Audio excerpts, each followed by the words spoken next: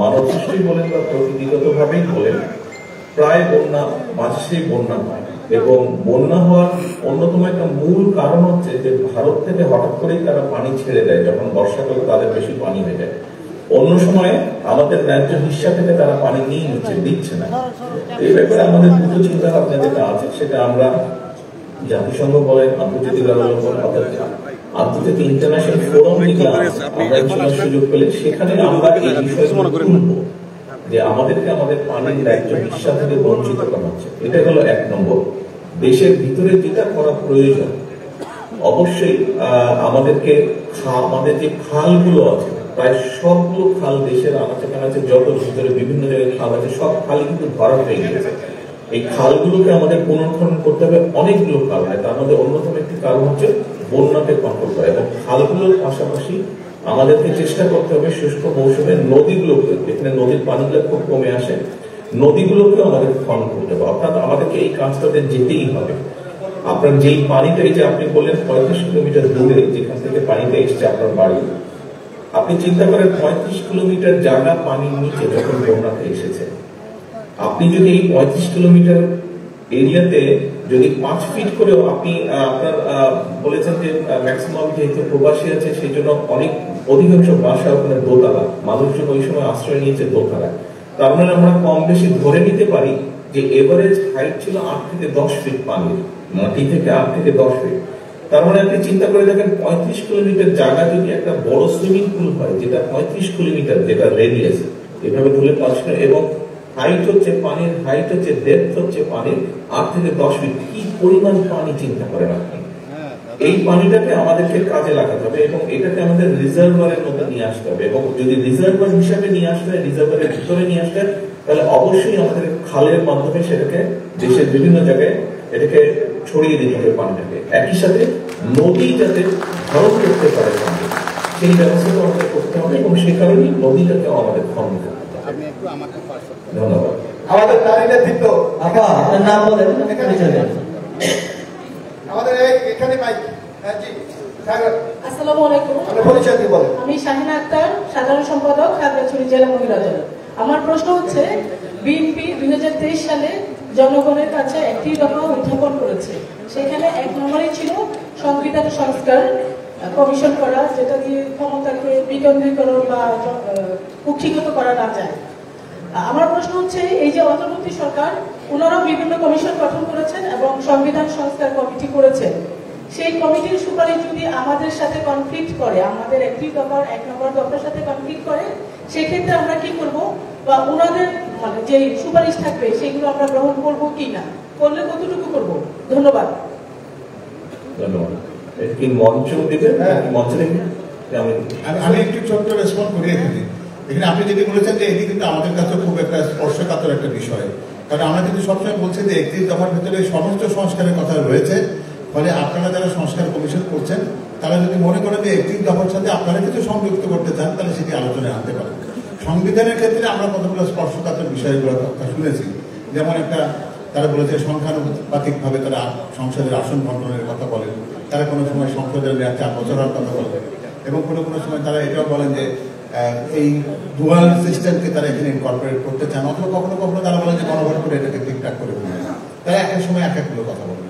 আমাদের কথা হচ্ছে যে জনগণের প্রত্যাশার বাইরে কোন রকম প্রস্তাব বিএনপি গ্রহণ করবে না, এটা এবং জনগণের প্রত্যাশা বাইরে থেকে আমদানি করা, যারা ক্লাসরুম টিচিং এ, যারা তাত্ত্বিক বিবেচনাতে সংবিধান সংশোধন করেন, আর বিএনপির মতো একটি পোর খাওয়া রাজনৈতিক দল যারা আজকে দীর্ঘদিন যেমন বাংলাদেশে গণতান্ত্রিক রাজনৈতিক চর্চা করেন, তারা সংসদের বা তারা গণতন্ত্রের বা তারা সংবিধানের সংস্কার ভালো বোঝেন, নাকি ইউনিভার্সিটিতে একটা প্রাতিষ্ঠানিক শিক্ষা গ্রহণ করা একটা ব্যক্তি যার কোনো বাস্তব ধারণা নাই, তার কাছ থেকে সংবিধানের হিসাব আমাদের দিতে হবে? আমরা সেটা নেওয়ার জন্য কখনই বুঝতে পারি। আর চেয়ারম্যান সাহেব যদি বাকি আপনি কিছু যোগ করেন।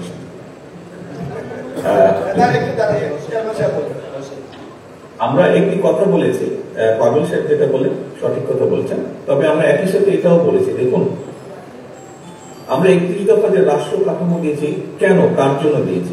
এই দেশের মানুষের জন্য, দেশের জন্য। আমরা কিন্তু শেষে একটি কথা বলেছি যে আমাদের 31 দফার মধ্যে আমরা মনে করি এটা শুধু প্রথমে ছিল বিএনপির পক্ষ থেকে, এবং তখন সেটি ছিল 27 দফা।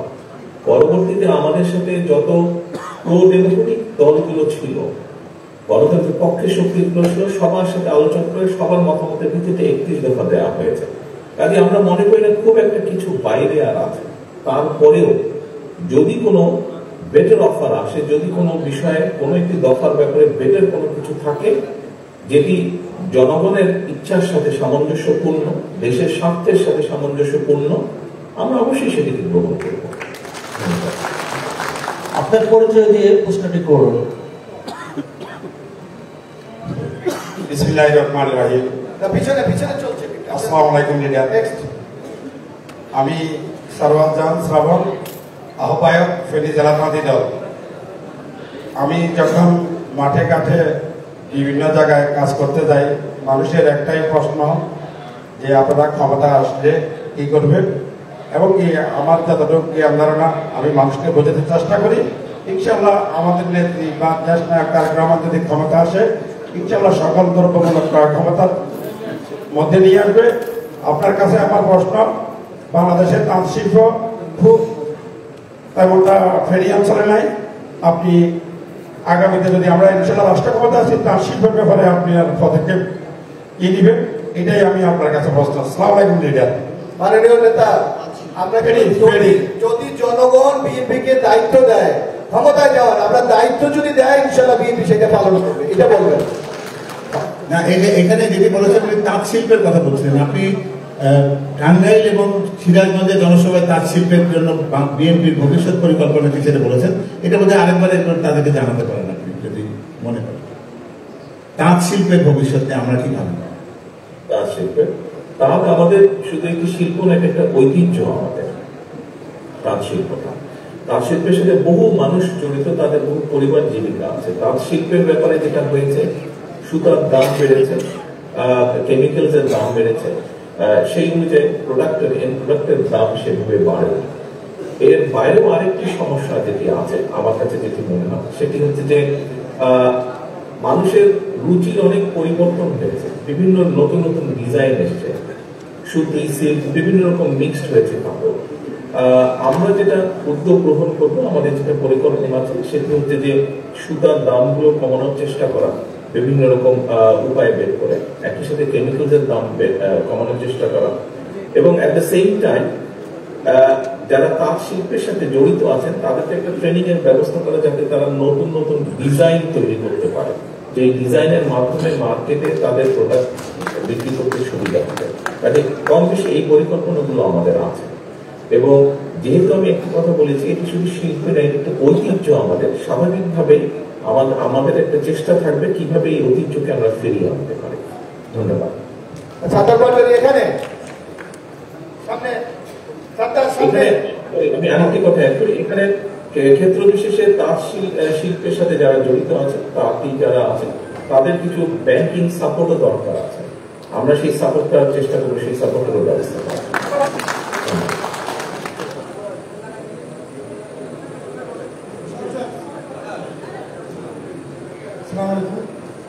সম্মানিত চেয়ারম্যান এবং সম্মানিত নেতৃবৃন্দ, এখানে বিশেষ আমি আশাদুল্লাহ, আহ্বায়ক মহানগর বিএনপি। এখানে 13 নম্বর পয়েন্টে দুর্নীতি প্রতিরোধ, দৃশ্যমান ও কার্যকর ব্যবস্থা গ্রহণ এবং ন্যায়পাল নিয়োগ, এটা বলা হয়েছে। এখানে আমার প্রশ্ন হচ্ছে, গত কয়েকদিন আগে দেবক বিভ্রাট যেহেতু একটি শ্বেতপত্র প্রকাশ করেছে, এবং এখানে কুইক রেন্টালের নামে এবং বিভিন্ন ব্যাংক থেকে যে টাকাগুলি বিদেশে চলে গেছে, এগুলো আনার ব্যাপারে আমাদের সরকার আমাদের আসে ইনশাআল্লাহ, তখন কি ব্যবস্থা নেওয়া হবে? অনেক টাকা, 28 লক্ষ কোটি টাকা বিদেশে চলে গেছে, এই টাকাগুলি আনার ব্যাপারে আমাদের কি ধরনের পদক্ষেপ নেওয়া হবে, এটাই আমার প্রশ্ন। ধন্যবাদ। জবুল্লাহ ভাই, কি জবুল্লাহ সাহেব আপনি বলুন।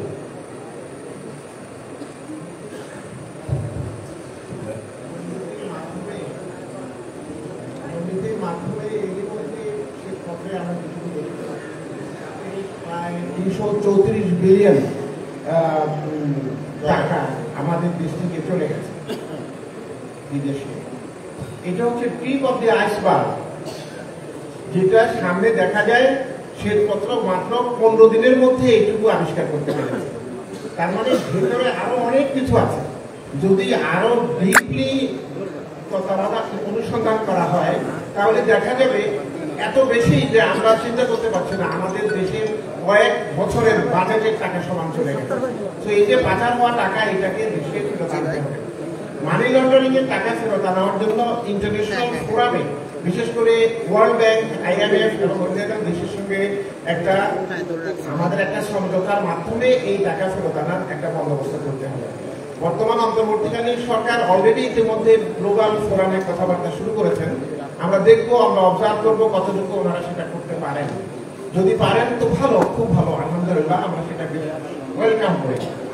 আর যদি কি পারেন সেটা দেখে ভবিষ্যতে জনগণ যদি ভোট দিয়ে আমাদেরকে দেশ সেবা করার সুযোগ দেন, তাহলে আমরা তখন আরো অ্যাগ্রেসিভলি এই টাকা বিভিন্ন সরকারের সঙ্গে বিভিন্ন ফোরামে আমরা আরো ইন্টেন্সিভলি ওয়ার্ক করে এই টাকা ফেরত দেওয়ার বন্দোবস্ত করবো। এইটুকু। হ্যাঁ, আপার হাউস, এবার আপার হাউস। মোশাররফ, এক মিনিট, আপার হাউস একটু 1 মিনিট পরে যাচ্ছে।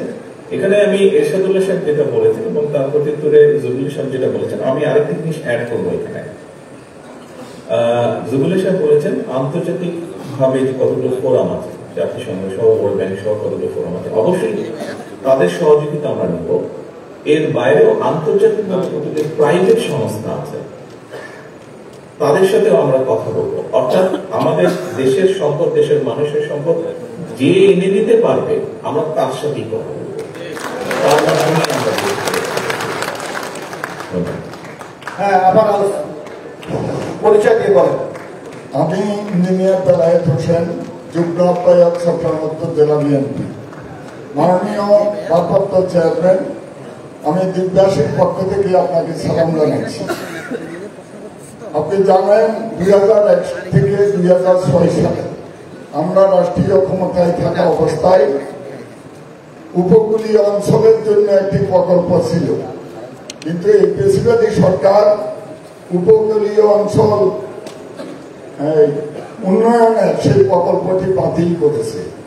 আপনার নেতৃত্বে যদি আমরা ইনশাল্লাহ যদি রাষ্ট্রীয় ক্ষমতায় যেতে পারি, তাহলে বাংলাদেশের বিচ্ছিন্ন দ্বীপ, সুদ্বীপ, হাতিয়া সহ উপকূলীয় অঞ্চলের উন্নয়নের জন্য এই প্রকল্পটি পুনরায় আরম্ভ হবে কিনা। আপনাকে আন্তরিকভাবে ধন্যবাদ। আসসালামু আলাইকুম। আরেকটা প্রশ্ন নিলাম এখানে আমাদের। হ্যাঁ, এখানে দেন, একে দেন। উনি আগে বলবেন। আসসালামু আলাইকুম, আমি জাহানারা আক্তার, ভাইস চেয়ারম্যান ফেনী জেলার দাগনভূঞা উপজেলা, সিনিয়র যুগ্ম সাধারণ সম্পাদক, ফেনী জেলা মহিলা দল। আমরা ওই যে 5 তারিখের পর থেকে আমাদেরকে অনেকে জিজ্ঞেস করে যে আপনাদের দল ক্ষমতায় আসলে আমি আপনার 31 দফার মধ্যে 18 দফাটার মধ্যে আপনার ওই যে গ্যাস সংযোগ, এটা তো আপনারা যে সিলিন্ডার গুলো সবগুলো জায়গায় ইউজ করে, তাই গ্যাস সংযোগটা দেওয়া হবে আমাদের সরকার ক্ষমতায় আসলে। ধন্যবাদ। এখানে একটা বিষয় কিন্তু আছে, আপনারা যদি খেয়াল করে দেখবেন যে বিগত সরকার, এই ফ্যাসিবাদী মাফিয়া সরকার যেটা করেছে, আমাদের এই জ্বালানি খাতটাকে কিন্তু তারা শুধুমাত্র লুটপাটের জন্য ব্যবহার করেছে। আপনারা জানেন যে আমাদের দেশে বিদ্যুৎ ব্যবস্থার নামে তারা কুইক রেন্টাল চালু করে ক্যাপাসিটি ট্যাক্সের নামে 1 লক্ষ কোটি টাকার বেশি টাকা কিন্তু তারা বৈধভাবে, তথাকথিত বৈধভাবে পার করেছে।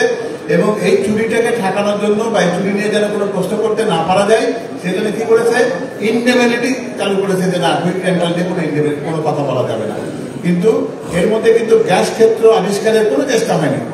আমাদের নতুন সমুদ্র সীমা আমরা পেয়েছি, সেখানে অসংখ্য ব্লক আছে যেখানে কিন্তু গ্যাস এবং তেলের অনুসন্ধান কাজ চালানো দরকার। আমাদের প্রাকৃতিক সম্পদে আমাদের দেশের নিচে কয়লা লুকিয়ে আছে, অথচ আমরা কিন্তু আদানির মাধ্যমে ভারত থেকে আদানি নির্ভর বিদ্যুৎ ব্যবস্থা চালাই। ফলে এটা জেনে রাখবেন যে বিএনপি জনবান্ধব সরকার, বিএনপি মানুষের কল্যাণের সরকার। তারা নিশ্চয়ই বাংলাদেশের যে নিজস্ব জ্বালানি শক্তি আছে সেটি আহরণের ব্যবস্থা এবং একই সাথে মানুষের কাছে গ্যাস বিদ্যুতের সহজলভ্যতা নিশ্চিত করবে। এটি কিন্তু আমাদের 31 দফার মধ্যে আমাদের দেশ নায়ক জনাব তারেক রহমান বারবার সেটা এই কর্মপরিকল্পনা উল্লেখ করেছে। সেটা হচ্ছে গত সরকারের সময় ইচ্ছা করে বাপেক্স এবং এই যে খনিজ বা গ্যাস এক্সপ্লোরেশন এইটাকে তারা ইচ্ছা করে বাদ দিয়ে রেখেছে ইন্টেনশনাল উদ্দেশ্য প্রণোদিত, যাতে করে ওই কাজটা এক্সপ্লোর করলে ওদের ব্যবসা হবে না, যাতে করে তারা ব্যবসা ইম্পোর্ট করতে পারে বেশি পয়সা।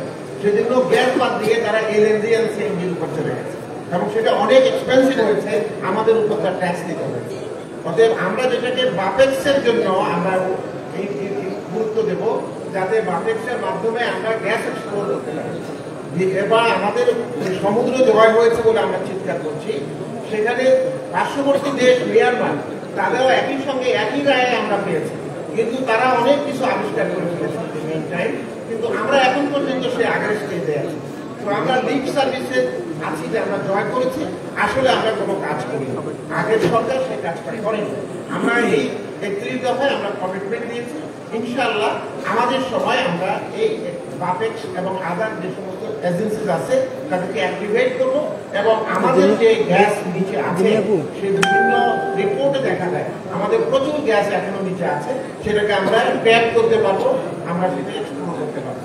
সেটা যদি সম্ভব হয় তাহলে ঘরে ঘরে আপনার গ্যাসও দেওয়া সম্ভব হবে, চুলাও জ্বলবে ইনশাআল্লাহ। আর চেয়ারম্যান উপকূলীয় একটা প্রশ্ন ছিল যাচ্ছে আমাদের বেলায় উপকূলীয় আছে। দেখুন বেলাল সাহেব, আপনি যে প্রশ্নটা করেছেন যে আমাদের সময় উপকূলের মানুষকে রক্ষা করার জন্য একটি প্রজেক্ট গ্রহণ করা হয়েছিল সরকারের পক্ষ থেকে, পরবর্তীতে পলাতক স্বৈরাচার তাদের সঙ্গে বন্ধ করে দেওয়া হয়েছে। এটা খুব স্বাভাবিক ব্যাপার, সিম্পল আনসার। যেই কাজটি করলে মানুষ উপকৃত হবে সেই কাজটি যদি ওরা বন্ধ করে থাকে, ইনশাল্লাহ আমরা সেই কাজটি শুরু করে দেবো। এখানে এদিকে বিষয় যেটা করলে মানুষের উপকার হবে, সিম্পল। আর আমাদের আমার নানা বাড়ির মানুষ যেটা বোন যেটা জিজ্ঞেস করেছেন, দেখুন আমি এটা সকলের উদ্দেশ্যে বলছি, এখানে আবুল সাহেব এবং জহুরুল্লাহ সাহেব খুব সুন্দরভাবে খুব সংক্ষেপে আমাদের এনার্জি সেক্টরটাকে এই পলাতক স্বৈরাচাররা কিভাবে ব্যবহার করে, এই সেক্টরটাকে জাস্ট লুটপাটের উদ্দেশ্যে তারা ব্যবহার করেছে। এটাকে একদম মানে এই সেক্টরটাকে এমন একটা অবস্থায় নিয়ে গেছে যে এটা খেসারত এই দেশের মানুষকে দিতে হচ্ছে, প্রত্যেকটা মানুষকে এটা খেসারত দিতে হচ্ছে, ট্যাক্স প্রত্যেকটা মানুষের পকেটে হচ্ছে। আমাদেরকে আরেকটা জিনিস বিবেচনা করতে হবে, জ্বালানি। জ্বালানি এমন একটা শক্তি, জ্বালানি শক্তিটা এমন একটা শক্তি যেটা খুব মূল্যবান, যেটা আপনি ব্যবহার করে ফেললে আপনি আর রিটার্ন আনতে পারছেন না, পাচ্ছেন না, ফিরে পাচ্ছেন না। সেজন্যই আমাদের, আমি বিশ্বাস করি দীর্ঘভাবে এটা বিভিন্ন রিসার্চ থেকে দেখা গেছে এখনো প্রচুর গ্যাসের খনি আমাদের আছে বা গ্যাস কূপ আমাদের আছে, যেখান থেকে আমরা গ্যাস বের করতে পারবো ইনশাআল্লাহ। বিষয়টা এই গ্যাস আমাদের যে প্রাকৃতিক গ্যাস সম্পদ, এটাকে বন্ধ করে রাখা হয়েছিল, বাতাসকে কাজ করতে দেওয়া হতো না তাদের। বিদেশ থেকে ইচ্ছা করে 3 ডবল দামে কয়লা কিনে এনে বিদ্যুৎ বানানো হচ্ছে, 3 ডবল দামে গ্যাস কিনে আনা হচ্ছে, এলএনজি গ্যাস কিনে আনা হচ্ছে। তবে একটা বিষয় আমাদের সকলকে বিবেচনা করতে হবে, যে কথাটি আমি বলেছি, জ্বালানি একটি অত্যন্ত মূল্যবান শক্তি বা রিসোর্স আমাদের।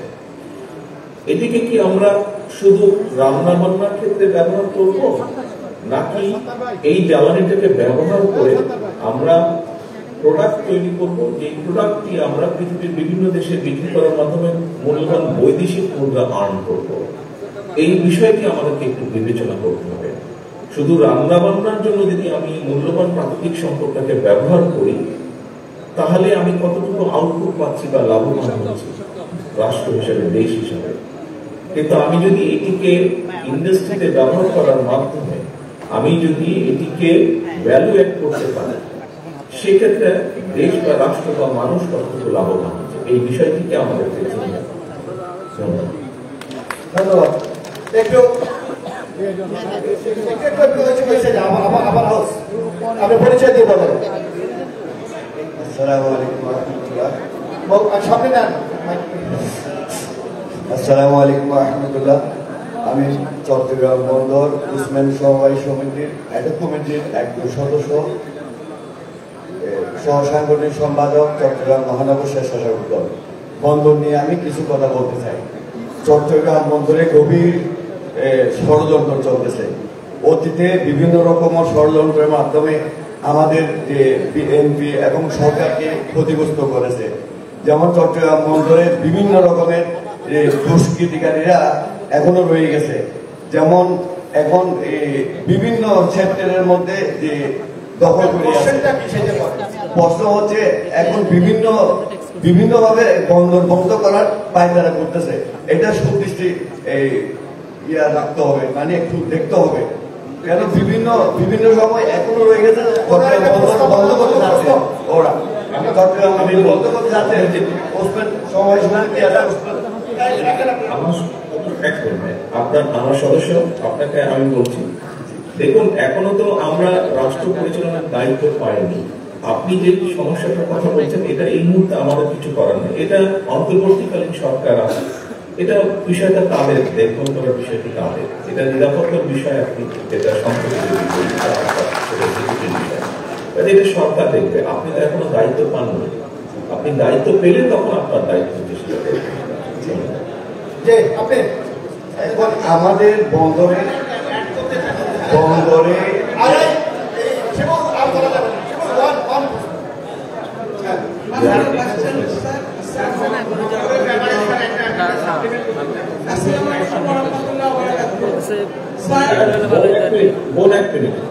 মঞ্চ থেকে বন্দরের ব্যাপারে আমাদের 28 নম্বর যে দফায় সেখানে বলা আছে যে আমরা যদি কোনো সুযোগ পাই ইনশাআল্লাহ, তাহলে আমরা 28 নম্বর দফায় বলেছি সড়ক, রেল ও নৌপথের আধুনিকায়ন ও বহুমাত্রিক যোগাযোগ ব্যবস্থা প্রতিষ্ঠা। এই মুহূর্তে বন্দরে কি হচ্ছে সেটা আমাদের জন্য একটা লেসন, যাতে করে ভবিষ্যতে আমরা এটাকে বন্ধ করতে পারি। এবং সেই জন্য বলা হয়েছে যে দেশের সমুদ্র বন্দর ও নৌবন্দর সমূহের আধুনিকায়ন, উন্নয়ন ও দক্ষতা বৃদ্ধির মাধ্যমে আঞ্চলিক ও আন্তর্জাতিক বাণিজ্য বৃদ্ধির ব্যবস্থা করা হবে। আমি শিপিং সেক্রেটারি ছিলাম স্যার, সেই সুবাদে আমি বলছি চট্টগ্রাম বন্দরে এই ধরনের অনেক অনিয়মের কথা আমরা জানি, এগুলো বন্ধ করা হবে ইনশাআল্লাহ। এবং তখন আমরা যদি সেই সুযোগ পাই তাহলে নিশ্চয়ই এই বন্দর উন্নয়ন দক্ষতা বৃদ্ধির মাধ্যমে সেগুলো বন্ধ করা সম্ভব হবে। এই মুহূর্তে আপনারা সকলে সতর্ক থাকবেন যেন এইসব না হয়। এর বেশি কিছু বলার এই মুহূর্তে নেই। Thank you sir. একটু আমি একটু প্রশ্নকর্তাদেরকে বিনীত অনুরোধ জানাচ্ছি যে এই প্রশ্নগুলি করা হয়ে গেছে, আপনারা রিপিটেশন করবেন না, নতুন প্রশ্ন আমরা চাই। মাননীয় চেয়ারম্যান সাহেব, আসসালামু আলাইকুম ওয়া রাহমাতুল্লাহি ওয়া বারাকাতুহু। আমি সকালে তৃণমূলের জেলার মহিলা দল করছি। আমি বলছি যে দেশের জনসংখ্যার অর্ধেক নারী, আবার ভোটারের অর্ধেক নারী। আমরা দেখেছি অতীতে যে নির্বাচনগুলো হয়েছে সেই নির্বাচনগুলোতে মহিলাদের লম্বা লাইন, সকাল থেকে শুরু হয়ে বিকাল অবধি শেষ হতো না, এবং মূলত মহিলাদের প্রতি বিএনপি ক্ষমতায় আসে। এবারও তা হবে। মহিলারা আমাদেরকে এমন কথা বলে যে আমাদের কাছে আসতে হবে না, আমরা নিজ দায়িত্বে গিয়ে বিএনপিকে ভোট দিব। তো যে দলের মহিলাকে এত ভালো লাগছে সেই দলের মহিলা এমপিরা কেন সংরক্ষিত, কেন সরাসরি আসলে নির্বাচন করতে বাধা করে? আমার মনে হয় এই উত্তরটা আমরা আমাদের চেয়ারম্যানের কাছ থেকে শোনেন, সেটাই সবচেয়ে ভালো হবে। দেখুন, আপনি যে কথাটা বললেন প্রতিটা আপনার প্রতিটা সর্বপ্রথম কথা সঠিক বলেছেন। আমরাও চাই যে মহিলারা এগিয়ে আসুক, মহিলাদেরকে আমরা সরাসরি সংসদে আমরা নির্বাচিত করতে পারি, এরকম যোগ্য মহিলা এগিয়ে আসুক, আমাদের দলে এরকম যোগ্য নেতৃত্বে এগিয়ে আসুক মহিলাদের ভেতর থেকে। এবং সেই কারণেই নিশ্চয়ই আপনার মনে আছে দেশটি খালেদা জিয়া গত টার্মে বা তার আগে টার্মে যখন দেশ পরিচালনা করেছেন সেই সময় কিন্তু আমরা মেয়েদের শিক্ষা ব্যবস্থা ফ্রি করেছিলাম, মেয়েরা যাতে ফ্রি শিক্ষিত হতে পারে। সেই জন্যই কারণটা কি? কারণটা হচ্ছে তাদেরকে সামনে বাড়ার সুযোগ দেওয়া, যাতে তারা নিজেদেরকে যোগ্য করে গড়ে তুলতে পারে। ভবিষ্যতে আমাদের পরিকল্পনা আছে, মেয়েদের সমাজে হোক, পরিবারের ভেতরে হোক, তাদের মর্যাদা বৃদ্ধি করার জন্য আমাদের কতগুলো পরিকল্পনা আছে, যার একটি আপনার সামনে আমি এখন উল্লেখ করবো। এর মধ্যে নিশ্চয়ই আপনি শুনেছেন, অনেকবারই আমি বলেছি আমরা একটি ফ্যামিলি কার্ড দেব। ফ্যামিলি কার্ডের অনেক বিষয় আছে, কিন্তু এই ফ্যামিলি কার্ডটি আমরা কিন্তু দেব প্রত্যেকটি পরিবারকে, 4 জনের একটি পরিবার হিসাব করে আমরা সারা দেশের সকল মানুষ, সকল পরিবারের জন্য আমরা দেব। কিন্তু ফ্যামিলি কার্ডটি কিন্তু আমরা দিব ওই পরিবারের মা বা গৃহিণী যে থাকবেন তার নামে আমরা দেব। তার একটি অন্যতম লক্ষ্য বা উদ্দেশ্য হচ্ছে এটার থেকে যে সুবিধাটা আসবে সেই সুবিধাটার কারণে সেই মা বা সেই গৃহিণী পরিবারের ভেতরে, সমাজের ভিতরে সামগ্রিকভাবে তার মর্যাদা, তার সম্মান যাতে বৃদ্ধি পায়। কাজে আমরা দৃঢ়ভাবে বিশ্বাস করি যে আমরা যদি এই প্রক্রিয়াগুলোকে চলমান রাখতে পারি, খুব বেশি সময় হয়তো লাগবে না। আমরা দ্রুতই আমাদের সংসদে, জাতীয় সংসদে অনেক মহিলা নেত্রীকে দেখতে পাবো যারা যারা সরাসরি জনগণের দ্বারা নির্বাচিত হয়ে আসতে পারে। আরেকটি কথা, আমাদের ভারপ্রাপ্ত চেয়ারম্যান মহোদয় সবসময় বলেন, আজকে হয়তো উনি বলেননি হয়তো ইচ্ছা করে, যে উনি তার জীবনে 3 জন মহিলা দ্বারা প্রভাবিত। একটি হচ্ছে তার মা দেশনেত্রী বেগম খালেদা জিয়া, একটি হচ্ছে তার স্ত্রী ডক্টর জুবাইদা রহমান, একটি হচ্ছে তার একমাত্র কন্যা ব্যারিস্টার রাইমা রহমান। ফলে যে মানুষটি এই 3 জন নারীর প্রভাব তার জীবনে স্বীকার করেন, তার হাতে দেশের নারীর নেতৃত্ব কিংবা নারীর বিকাশের জন্য কোনো দাবি বা প্রশ্ন তুলতে হবে, এটা সম্ভবত আপনাদের মনে করা। আমরা একটু ছাত্র যুবকদের কাছ থেকে শুনতে চাই, এরা কিন্তু অনেকটা সাইলেন্ট। ছাত্র যুবকরা, আমি আবু সাদাত মোহাম্মদ সাহেব, সাবেক উপজাতি বিষয়ক সম্পাদক এবং সাধারণ সম্পাদক রাঙ্গামাটি জেলা যুবদল। আসলে মানবিক মূল্যবোধের কারণে পার্বত্য চট্টগ্রাম একটি স্পর্শকাতর এলাকা, আমরা সবাই জানি। আমাদের পার্বত্য চট্টগ্রাম, যেহেতু আমি পার্বত্য চট্টগ্রামের একজন সন্তান, পার্বত্য চট্টগ্রামে 13টি জাতিসত্তার বসবাস, ভাষাভাষী মানুষ বসবাস করে পার্বত্য চট্টগ্রামে। আমরা এই পার্বত্য চট্টগ্রামকে নিয়ে অনেক দেশি বিদেশি অনেক ষড়যন্ত্র চলে। আমি মাননীয় চেয়ারম্যান মহোদয়ের কাছে একটি জানতে চাই যে পার্বত্য চট্টগ্রাম নিয়ে আপনার চিন্তা ভাবনা, এই পার্বত্য জেলাকে নিয়ে আপনার যে চিন্তা ভাবনা কি আছে, আমি যদি একটু ভালোভাবে জানতে। যেহেতু পার্বত্য চট্টগ্রামে একটি চুক্তি হয়েছে 1997 সালের 2রা ডিসেম্বর, সেই চুক্তি হওয়ার পরে পার্বত্য চট্টগ্রামে কিন্তু এখনো অশান্ত বিরাজ করছে। আমরা চাই এই পার্বত্য চট্টগ্রামে একটি সাম্প্রদায়িক সম্প্রীতির জেলা হিসেবে আমরা জাতীয়তাবাদী, যে বাংলাদেশি জাতীয়তাবাদী এটি চারণভূমি হচ্ছে পার্বত্য চট্টগ্রাম একমাত্র। তো আমি চেয়ারম্যান মহোদয়ের কাছে জানতে চাই পার্বত্য চট্টগ্রাম নিয়ে যে ষড়যন্ত্র, যে চিন্তা চেতনা, এই চিন্তা চেতনা একটু যদি আমাদেরকে বলেন। আমরা পার্বত্য চট্টগ্রামবাসী, আমরা জাতীয়তাবাদী শক্তির পতাকাকে যারা সমুন্নত রেখেছি, আমরা আমাদের সকল জাতিসত্তার কাছে আমরা কি জিনিস মেসেজ নিয়ে যাবো পার্বত্য চট্টগ্রামে। ধন্যবাদ চেয়ারম্যান মহোদয়। আমার মনে হয় এই প্রশ্নের উত্তরটা খুব সম্ভব কিছুক্ষণ আগেই একবার ক্লিয়ার করা হয়েছে। এখানে আমরা যে রেইনবো নেশন কথাটি অর্থ বলেছি, অর্থাৎ এই আমাদের 55,126 বর্গমাইল এলাকার মধ্যে আমরা যারা আছি, আমাদের একটি মূল পরিচয়, সেটি হচ্ছে আমরা সকলে বাংলাদেশি। আপনি যেটা বলেছেন যে শান্তি চুক্তি পরামর্শ হয়নি, তার মানে পরিষ্কারভাবে এই চুক্তিটি প্রমাণিত করে যে এটা প্রকৃত শান্তি চুক্তি হয়তো না, অথবা এই চুক্তির মধ্যে কোনো সমস্যা আছে। আমরা যেটা করবো বা করতে পারি, আমরা যেটা ভবিষ্যতে ইনশাল্লাহ, সেটা হচ্ছে যে আমরা সকলকে নিয়ে একসাথে বসতে চাই। সকলেরই বক্তব্য আছে, সকলেরই কিছু ভূমিকা আছে, সকলের কিছু করার আছে, সকলেরই কিছু দেবার আছে। আমরা সকলে মিলে বসে এই সমস্যাগুলোর সমাধান করব এবং করতে পারবো বলে দৃঢ়ভাবে বিশ্বাস করি। আপনার একটু বৈষম্যমুক্ত এই উত্তর এই ছেলে পাইলেন, এই বৈষম্যমুক্ত। আমি দীপেন দেওয়ান, সহধর্ম বিষয়ক সম্পাদক। আমি পার্বত্য জেলা সম্পর্কে বলবো না, আমি বলবো যে কাছে দিয়ে বেরিয়ে 19 নম্বর ফরেন বৈদেশিক সম্পর্ক উন্নয়ন সম্পর্কে। এখানে মনে হয় সার্কের উন্নয়নের কথা বলে মনে হয় সংযোজন করতে মনে হয় ভালো হচ্ছে। সার্কের উন্নয়ন সম্পর্কে, সার্কের কথাগুলো সার্কের উন্নয়ন সম্পর্কে যদি কার্যকরী করা ভালো হতো। আর আমার একটা বিষয় হচ্ছে কি, আগামীতে বিএনপি অবশ্যই সরকার গঠন করবে, তখন আমাদের প্রতিবেশী দেশ ভারতের সাথে আমাদের ফরেন পলিসি কি হতে পারে। এই জন্য আমরা জানি যে শহীদ প্রেসিডেন্ট জিয়াউর রহমান যখন ক্ষমতায় ছিলেন, তখন কিন্তু আমরা ফারাক্কা বাদ দিয়ে গঙ্গার পানির হিসাব বন্টন পেয়েছি। এমনকি ওই যে কাদেরিয়া বাহিনী, ওরা কিন্তু ইন্ডিয়া থেকে উঠে হয়েছিল, তখন কিন্তু বড়দিদের সাহেব প্রাইম মিনিস্টার ছিলেন আর কি। জিয়াউর রহমান সাহেবের ফরেন পলিসি ছিল পজিটিভ ছিল আর কি। এখন আমরা যদি আগামীতে আপনি সরকার গঠন করেন, তখন ভারতের সাথে আমাদের বাংলাদেশের সম্পর্ক কি হতে পারে, ফরেন পলিসি কি হতে পারে। ধন্যবাদ। এই ব্যাপারে একটু রেসপন্স আমি করি, তারপরে তো চেয়ারম্যান স্যার তো তাকে আরো বেশি সমৃদ্ধ করবেন। সেটাতে স্যার হচ্ছে শহীদ রাষ্ট্রপতি জিয়া রহমানের স্বপ্ন।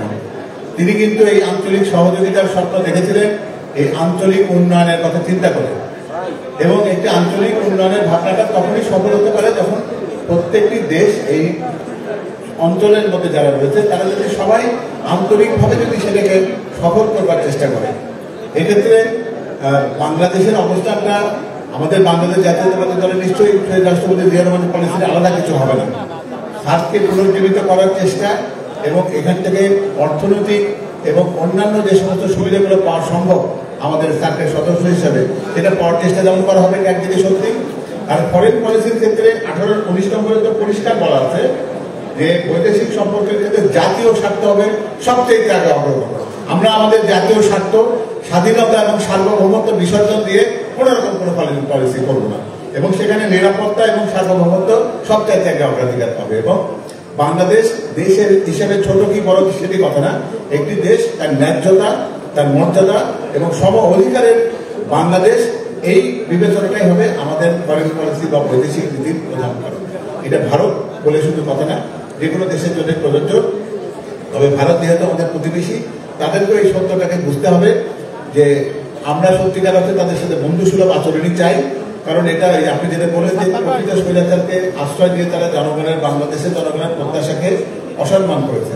আমরা মনে করি যে বাংলাদেশে একটি পরাজিত শক্তি ছিল, যারা স্বৈরাচারী শক্তি ছিল সেদিন পরাজয় হয়েছে। এটা ভারত যেন ব্যক্তিগতভাবে তাদের পরাজয় বলে যেন মনে না করে, আমাদের সাথে সব প্রতিবেশী সুলভ সম্পর্ক যদি তারা রক্ষা করতে চায়, তাহলে এই অঞ্চলের যে শান্তি সমৃদ্ধি সেটা বাংলাদেশ এবং ভারত দুটা দেশের জন্যই কল্যাণকর হবে। এই উপলব্ধিটা ভারত যত তাড়াতাড়ি উপলব্ধি করবে, আমার মনে হয় সেটাই ততই তাড়াতাড়ি মঙ্গল। একটু সাপ্লিমেন্ট করতে স্যার, শহীদ রাষ্ট্রপতি জিয়া রহমানের যে স্বপ্ন ছিল সার্ক প্রতিষ্ঠা করা, ওনাকে স্বপ্নভ্রষ্টা বলা হয়। উনি নিজে সার্ক সৃষ্টি করে যেতে পারেননি, তিনি নিজে সার্কের স্বপ্ন দেখেছিলেন। সেটা পরবর্তীকালে এসে সার্ক সৃষ্টি হয়েছে এবং সার্ক খুব সুন্দরভাবে ভালোভাবে এই দেশে আঞ্চলিক উন্নয়নের জন্য কাজ করে গেছে। আনফর্চুনেটলি আমাদের প্রতিবেশী রাষ্ট্রের অসহযোগিতার কারণে আমি বলবো যে সার্কটা আস্তে আস্তে নিষ্প্রভ হয়ে যায় এবং এটা যে ইনঅ্যাক্টিভ হয়ে গেছে সেটা অন্য রিজিওনাল কোঅপারেশনের দিকে চলে গেছে। এই মুহূর্তে যেটা প্রয়োজন, আমাদের রিজিওনাল কোঅপারেশন ছাড়া আমাদের উন্নতি সম্ভব নয়। এবং আমাদের শুধু ইন্ডিয়া নয়, এখানে তো অন্য দেশগুলো আছে সার্কের, প্রত্যেকেই চায় সার্কটা জাগরুক হোক, রিভাইভড হোক। এবং আমাদের সেই ইচ্ছা আছে যে ইনশাআল্লাহ ভবিষ্যতে আমরা রিজিওনাল কোঅপারেশনকে অ্যাগ্রাভেট করব এবং ইন্টেন্সিফাই করব, এবং যাতে করে সার্কটা পুনরুজ্জীবিত হয়। আমার মনে হয় স্যার সার্কটা আমাদের রাষ্ট্রপতি জিয়াউর রহমানের স্বপ্ন, সেটাকে আমরা এগিয়ে নিয়ে যাব ইনশাআল্লাহ। এটাই আমাদের ফরেন পলিসির মধ্যে, এবং আমাদের যে নেইবারহুড পলিসি যেটা আমরা এই মুহূর্তে কাজ করছি সেখানেও আমরা এটাকে হাইলাইট করেছি। মাননীয় চেয়ারম্যান, আপনার সেটা নিশ্চয়ই অবগত আছেন, আপনার নলেজে আছে। Thank you. সম্মানিত নেতৃবৃন্দ, আমরা 45 মিনিট প্রশ্ন উত্তর পর্ব শেষ করেছি, আর মাত্র 10 মিনিট। আমরা নতুন প্রশ্ন চাই এখানে। সরকার যদি কোনো প্রশ্ন থাকে। আমি আব্দুল্লাহ নোমান, সাধারণ সম্পাদক, চট্টগ্রাম বিশ্ববিদ্যালয়ের ছাত্র দল। আমি ভারপ্রাপ্ত চেয়ারম্যান ন্যাশনাল একতার রহমান কাছে প্রশ্ন করতে চাই, বৈষম্যহীন বাংলাদেশ বিনির্মাণে ছাত্র দলের ভূমিকা কোনো অংশে কম ছিল না, কিন্তু সাম্প্রতিক আমরা লক্ষ্য করছি ক্যাম্পাসে ছাত্র দলের বিরুদ্ধে বিভিন্ন অপপ্রচার এবং ক্যাম্পাসকে বিরাজনীতি করার ষড়যন্ত্র তত্ত্ব চলমান। এক্ষেত্রে প্রশ্ন কি তোমার? আমার প্রশ্ন হচ্ছে, ছাত্র দলের বিরুদ্ধে চলমান অপপ্রচার এবং ক্যাম্পাস থেকে ছাত্র রাষ্ট্রের বিরাজনীতি করার যে ষড়যন্ত্র চলমান, এতে উত্তরণে আমাদের করণীয় কি? অন্য প্রশ্ন এদিকে। উপস্থিত ভারপ্রাপ্ত চেয়ারম্যান, আসসালামু আলাইকুম। আমি আমির আহমেদ রাজু, লক্ষ্মীপুর জেলা ছাত্র দলের সিনিয়র যুগ্ম সাধারণ সম্পাদক। আমার প্রশ্ন হচ্ছে, শিক্ষা ব্যবস্থা নিয়ে এখানে ছাত্রদের শিক্ষাঙ্গনের নিরাপদ ক্যাম্পাস, ছাত্র রাজনীতি গতিশীল করার লক্ষ্যে আমাদের অনেক পরিকল্পনা রয়েছে। সেক্ষেত্রে নিরাপদ ক্যাম্পাস এবং বিগত সরকার ছাত্রলীগের মাধ্যমে তাদের অপকর্মের মাধ্যমে ক্যাম্পাসে ছাত্র সংসদ নির্বাচনগুলো প্রায় বিলুপ্ত করে দিয়েছে।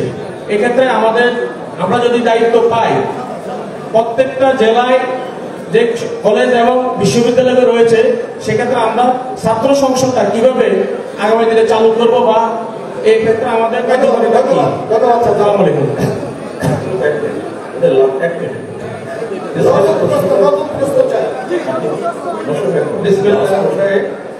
আসসালামু আলাইকুম।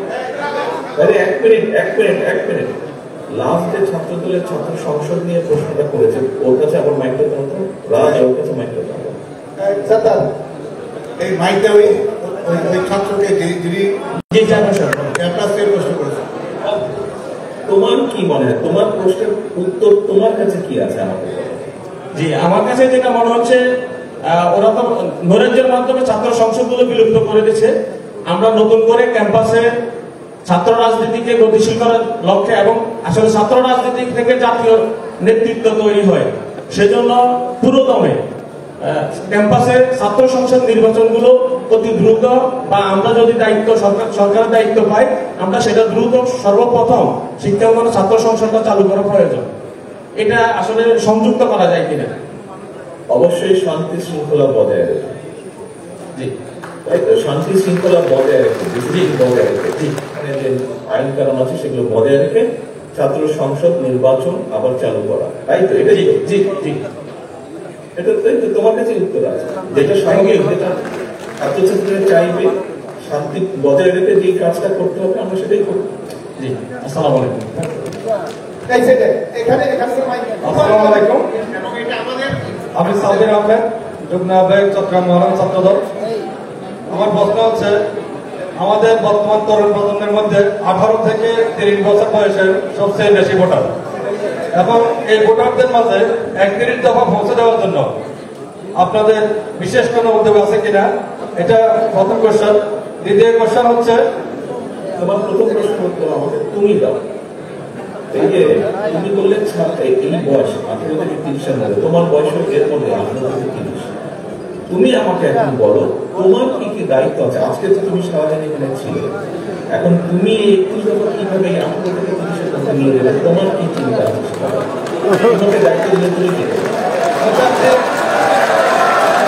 এই অংশটা বেশিরভাগের ছাত্র এবং তাদের জন্য স্পেশাল একটা টিম গঠন করে ক্যাম্পাসে এবং তরুণ প্রজন্মকে বিভিন্ন সেমিনার গঠন করে এই দফাগুলো ভালোভাবে বুঝিয়ে বলতে পারলে আশা করি তারা বিএনপির প্রতি। তুমি থাকো কোথায়? চট্টগ্রাম কোন জায়গায় থাকো? চট্টগ্রাম বলদার থেকে আমি চট্টগ্রাম কলেজে অধ্যয়ন করেছি। চট্টগ্রাম কলেজে তুমি যে এলাকাটায় থাকো ওই এলাকাটার নাম কি? চান্দগাঁও এলাকা, বদ্দারহাট। চান্দগাঁও। এখন তুমি আমাকে বলো চান্দগাঁও এলাকার মধ্যে 18 থেকে 30 যারা আছে তাদের মাঝে তুমি কিভাবে এটা ডিস্ট্রিবিউট করবে বা নিয়ে দেবে? তুমি কি করবে? তোমাকে আমি দায়িত্ব দিলাম শুধু চান্দগাঁওর মধ্যে, তুমি তোমার পরিকল্পনাটা বলো।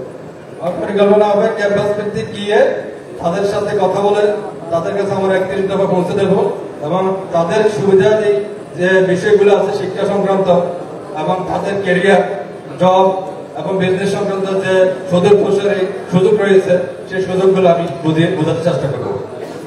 এটার মধ্যে যেসব কথা আছে, তাই তো? জি, ছাত্রদের রিলেটেড বিষয়গুলো বেশি বোঝাবো।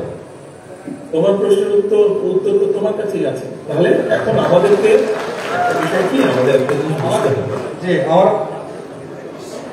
দ্বিতীয় প্রশ্নে পরে আসো, প্রথম প্রশ্ন আগে শেষ করো। একটা বিষয় বুঝতে হবে, শুধু আমাদেরকে জিজ্ঞেস করলে হবে না। তুমি এই দলের সদস্য একজন, তুমি এই দলের একজন সদস্য, ছাত্র দলের একজন সদস্য, কাজে তোমারও কিন্তু দায়িত্ব আছে। তোমাকে বুঝতে হবে তোমার কি দায়িত্ব এবং তোমাকে তোমার দায়িত্বটা পালন করতে হবে। আমরা প্রত্যেকে যদি এতটুকু করে করি তাহলে কিন্তু এত বড় একটা জিনিস করা সম্ভব।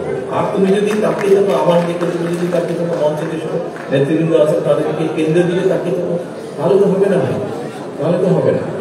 আমাদের এই আন্দোলনটা সফল হয়েছে কেন?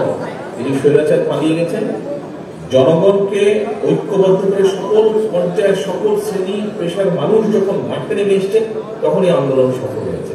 অর্থাৎ একটা বড় ভালো জিনিস সফল করতে হলে সকলকে মাঠে নামতে হবে, এখানে উপস্থিত প্রত্যেকটা মানুষকে নামতে হবে। কাজে তোমাকে তোমার ভূমিকা পালন করতে হবে। পারবে?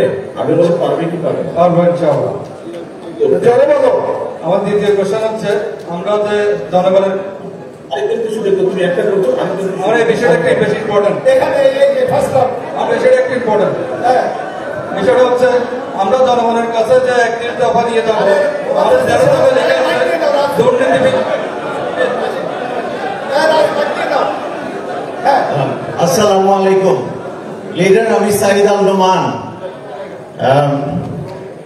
আমি আপনার শব্দ চয়নে, আপনার চোখে মুখে প্রতিটি শব্দে মানব প্রেম দেখছি। আমার সেই জায়গা থেকে আমার প্রশ্ন, আমাদের চট্টগ্রামে তানভীর, ওয়াসিম, ফজলে রাব্বি তিনজন মারা গেছে, শহীদ হয়েছে, আর ঢাকায় শুরু হয়েছে আবু সাইদকে দিয়ে। তাদের ঋণ আমরা কিভাবে পরিশোধ করবো আমরা জানি না। আর অনেক মানুষ নিহত হয়েছে, আহত হয়েছে হাজার হাজার পরিবার। বর্তমানে আমি শুধু জানতে চাই, এবং এটা আমার প্রস্তাবনাও থাকলো প্রশ্নের মাধ্যমে, যে আমরা কি কি করতে পারি তাদের জন্য, এক নম্বর। আর যদি ক্ষমতায় কখনো যাওয়ার সুযোগ হয়, সৃষ্টিকর্তা এবং মানুষ যদি সবাই মিলে যদি এই বিষয়টি সম্ভব হয়, তখন কিছু করা যায় কিনা, শুধু এই ছোট্ট প্রশ্নটি। আর আমি আমার এডুকেশন সেক্টর নিয়ে কাজ করি, যদি এই বিষয়ে কোনো কথা, মোরাল এডুকেশন নিয়ে, চট্টগ্রামের এডুকেশন অনেক পিছিয়ে পড়েছে, আমরা সবাই জানি, আমরা খুবই সাফার করছি, সেই জায়গায় যদি কোনো বক্তব্য থাকে মঞ্চ থেকেও, দ্যাটস ইট। Thank you. আসসালামু আলাইকুম। দেখুন, এই জুলাই আগস্টের আন্দোলনে যারা শহীদ হয়েছে, যারা বিভিন্নভাবে আহত বা ক্ষতিগ্রস্ত হয়েছে, এবং শুধু জুলাই আগস্ট নয়, বিগত 15 বছর ধরে বিএনপি বিভিন্ন পর্যায়ের বিভিন্ন মূলদল থেকে বিভিন্ন অঙ্গ সহযোগী সংগঠন বহু হাজারো নেতাকর্মী গুম খুনের শিকার হয়েছে, বিভিন্নভাবে প্রমুক্ত গঠন করেছে, ক্ষতিগ্রস্ত হয়েছে। আমরা দলের থেকে বিভিন্ন সময় চেষ্টা করছি তাদের পাশে দাঁড়ানোর জন্য, হয়তো তাদের প্রত্যাশা অনুযায়ী দাঁড়াতে পারেনি, তারপরে যতটুকু সম্ভব হয়েছে সামনে কুলিয়েছে, আমরা তাদের পাশে দাঁড়িয়েছি। রিসেন্টলি এই পরিমাণটা অনেক বেশি, এবং যেহেতু এই পরিমাণটা অনেক বেশি, সেই জন্য আমরা আলাদা আরেকটি সংগঠন তৈরি করছি, যাদের কাজ হচ্ছে শুধু এই মানুষগুলোকে খোঁজ খবর নেওয়ার চেষ্টা করা, তাদের পাশে দাঁড়ানো। আমরা বিএনপি পরিবার নামে একটি সংগঠন, আমরা তাদের পাশে দাঁড়াচ্ছি যারা ক্ষতিগ্রস্ত হয়েছে, সেটি গত 15 বছরে এবং জুলাই আগস্ট মাসে যারা ক্ষতিগ্রস্ত হয়েছে, শহীদ হয়েছে, সেই শহীদ পরিবারের পাশে হোক, ক্ষতিগ্রস্ত পরিবারের পাশে হোক। আমাদের যেটা পরিকল্পনা আছে, যেটা চিন্তা ভাবনা আমাদের আছে, ইনশাল্লাহ আমরা সরকার গঠন করার সুযোগ পেলে যারা ক্ষতিগ্রস্ত হয়েছেন বিভিন্ন সময় বিগত আন্দোলনে, তাদেরকে আরো বেটারভাবে সাহায্য করা, এবং যারা শহীদ হয়েছে এরকম যারা মানুষ আছে, আমরা দেশের বিভিন্ন রাষ্ট্রীয় বিভিন্ন স্থাপনা তৈরি করতে হবে, আমাদের বহু স্কুল কলেজ তৈরি করতে হবে, ব্রিজ, কালভার্ট, রাস্তাঘাট তৈরি করতে হবে, হাসপাতাল তৈরি করতে হবে। আমরা মনে করি যেখানে যারা শহীদ হয়েছেন, যেমন আপনি শহীদের কথা বলেছেন, আবু সাইদের কথা হচ্ছে, আবু সাইদ ঢাকার না, আবু সাইদ রংপুরের। এরকম যারা যে জায়গায় আছেন, আমরা তাদের নামে এক একটা করে স্থাপনা তৈরি করবো, যাতে করে তাদের নাম